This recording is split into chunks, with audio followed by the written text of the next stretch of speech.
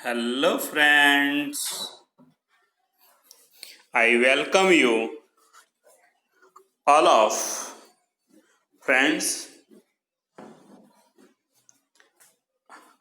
I am going to discuss second part of ants.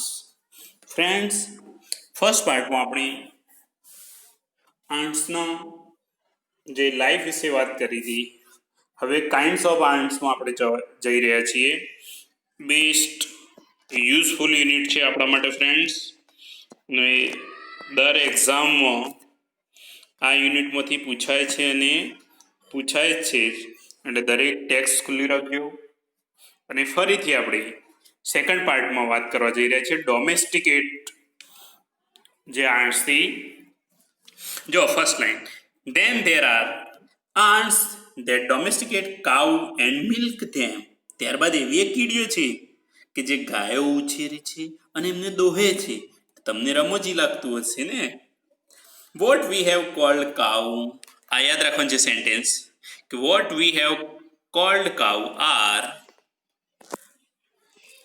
Kinds of green fly.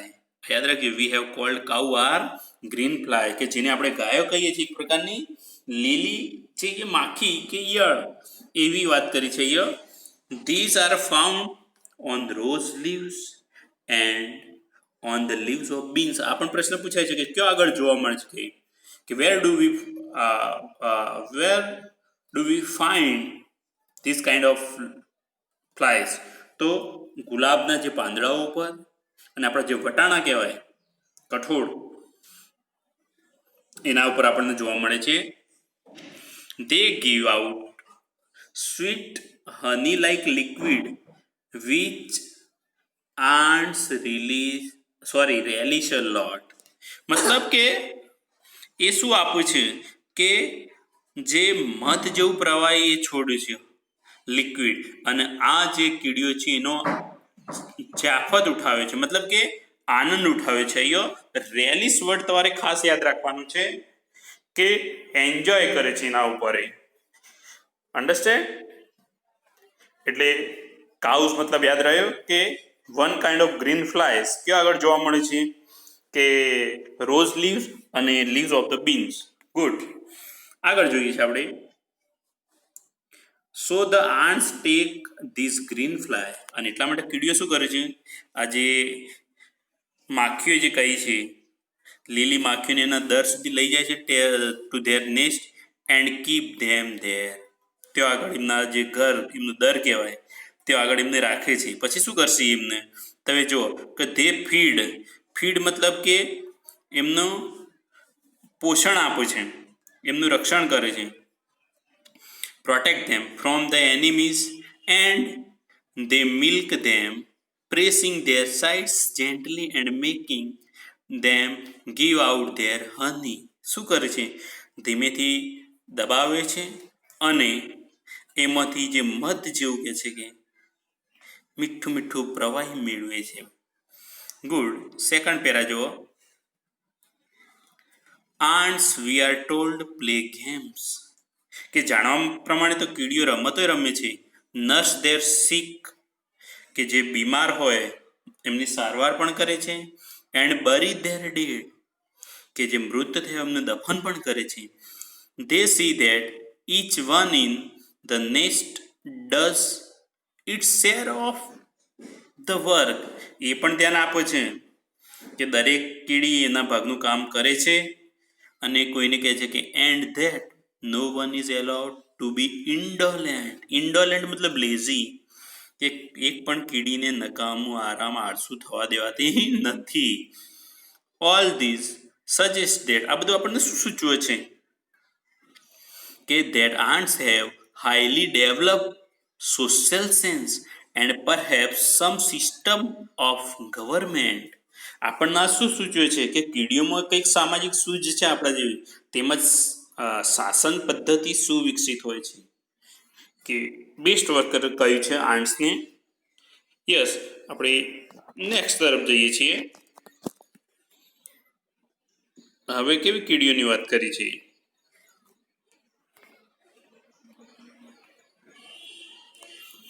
There are ants that keep other aunts as slave. હવે એવી કીડીઓ હોય કે જે અન્ય કીડીઓને ગુલામ તરીકે રાખે છે. સ્લેવ એટલે ગુલામ. સેન્ટેન્સ યાદ રાખજો. હવે one such type is a powerful red ants. કે પાવરફુલ આન્ટ્સ કઈ છે? Red ants which is found in Europe. આ કયો આગળ જોવા મળે છે? તો યુરોપમાં. There slaves are taken from a type of black ant. હવે બ્લેક આન્ટ એ શું છે? ગુલામ. Which is smaller in size. અને બ્લેક આન્ટ છે કદમાં નાની હોય છે. When the red ants want slaves, they ambush the nest of the black ants and abduct some of their eggs. કે હવે રેડ આન્ટ્સને જ્યારે ગુલામ જોઈતા હોય ત્યારે શું કરે છે? એમ્બુશ. એમ્બુશ એટલે એટેક, હુમલો કરવો કે બ્લેક આન્ટના જે દર ઉપર. અને એબડક્ટ એટલે ઉઠાવી જવું, એમના ઈંડા ઉઠાવી જાય છે.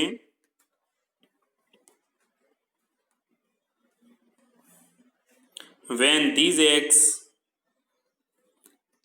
hatch in the red ants nest. હવે જે પેલા બ્લેક આન્ટ્સના ઈંડા જે છે એ કે છે કે આ રેડ આન્ટ્સ એમના દરમાં એમને સાચવે છે અને શું કરે છે કે જેમને સેવામાં આવે છે. ત્યારે the black ants which come out are treated as slaves. અને એમાંથી જે નીકળે છે એ કીડીઓ શું ગુલામ તરીકે પહેલાથી જ તૈયાર કરવામાં આવે છે.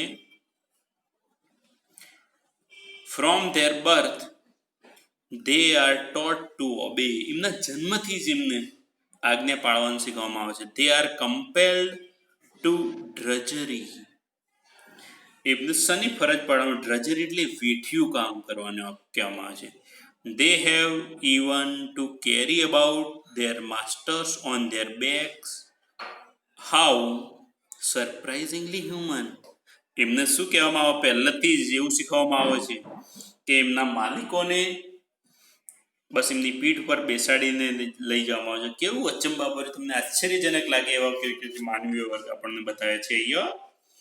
એટલે ખાસ તમે અહીંયા ઇન્ડોલેન્ટ યાદ રાખ્યું, લેઝી, પછી એમ્બુશ એટલે એટેક, એબડક્ટ મતલબ કે બાય ફોર્સ થી લઈ જવું કે ઉઠાવી જવું. એ મતલબ અહીંયા આપણે કઈ આન્ટ્સની વાત કરી છે? Red aunts.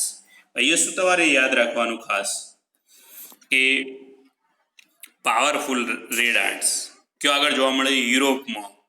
પછી બ્લેક આન્ટ્સને એમના ગુલામ તરીકે સ્મોલર ઇન સાઇઝમાં હોય છે. એ શું કરે છે? એટેક કરે છે, એમ્બુશ, અને એમના ઈંડા પડાવી લે છે. આ યાદ રાખજો ખાસ.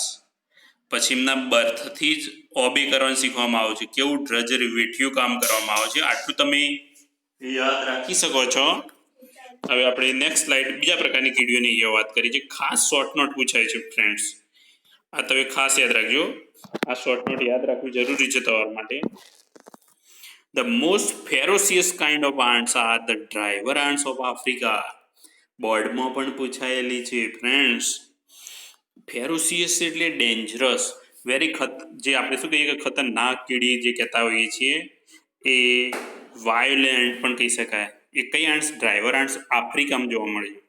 દે have no fix home but are always on the move. એમનું કોઈ નક્કી ઘર જ નથી, હંમેશા એ કેવા ફરતી જ રહેતી હોય છે કે છે. They are completely blind. આપણે યાદ રાખવાનું છે અંધ છે. But they March in long lines.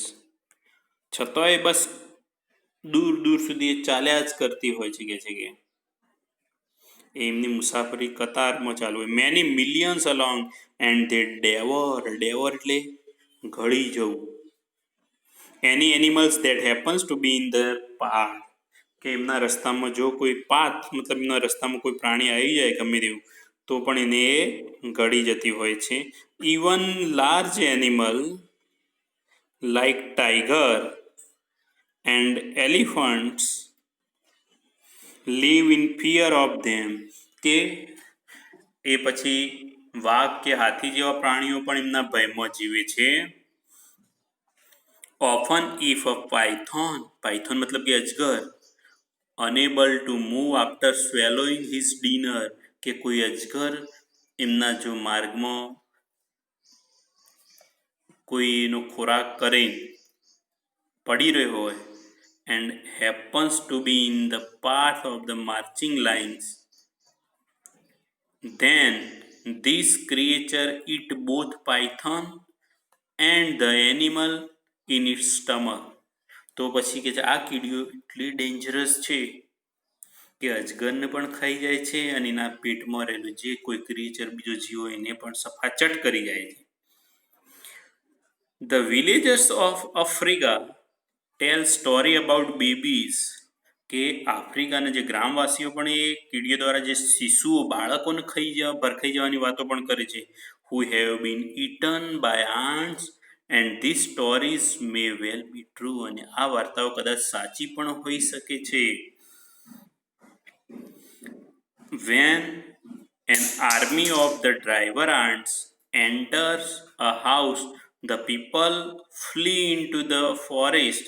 હવે કહે છે કે જ્યારે આ ડ્રાઈવર આન્ટ્સનું આર્મી મતલબ લશ્કર આખું જ્યારે પ્રવેશે ને જ્યારે કહે છે કે ગામમાં કહે છે કે વિચાર કરો કોઈ ઘરમાં પ્રવેશે ત્યારે બધા લોકો ભાગી જાય છે. જો ફ્લી એટલે આ રન, હવે આ વર્ડ્સ પૂછાયેલો છે, જંગલમાં ભાગી જાય છે. And stay there until the ants have passed. કે જ્યારે સુધી કીડીઓ ત્યાંથી પસાર ના થઈ જાય આ રે ડેન્જરસ ત્યાર સુધી જંગલમાં રહે છે. When the people come back કે જ્યારે લોકો પાછા આવે they find that every insect and spider in the house has been cleared away. તે જ્યારે આવે ને ત્યારે જોવું છે તો ઘર એકદમ સાફ થઈ ગયું હોય, એમાં નાના જીવજંતુઓ કે કરોડિયાઓ બધું સાફ થઈ ગયું હોય છે. કે છે કે હવે આમાંથી તમારે યાદ શું રાખવાનું ફ્રેન્ડ્સ, ખાસ તમને કહી દઉં છું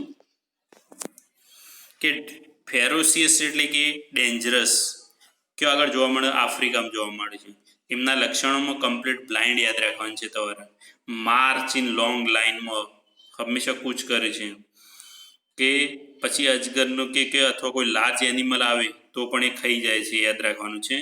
એ ટાઈગર અથવા એલિફન્ટ પણ એના ભયમાં રહે છે, એ યાદ રાખજો તમે. પછી આ વિલેજર જે સ્ટોરી કહે છે એ પણ તમારે યાદ રાખવાનું છે કે નાના શિશુઓને પણ ખાઈ ગયા છે.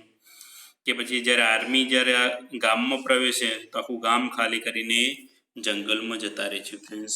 મતલબ કે એટલો ડેન્જરસ પ્રકારની જે આ કીડીઓ છે કે ડ્રાઈવર આન્ટ્સ, એની સ્પેશિયલ આખી અલગ શોર્ટ નોટ પૂછાય છે.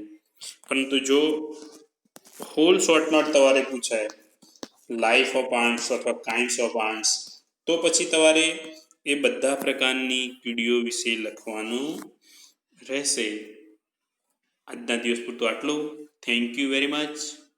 Have a nice day friends.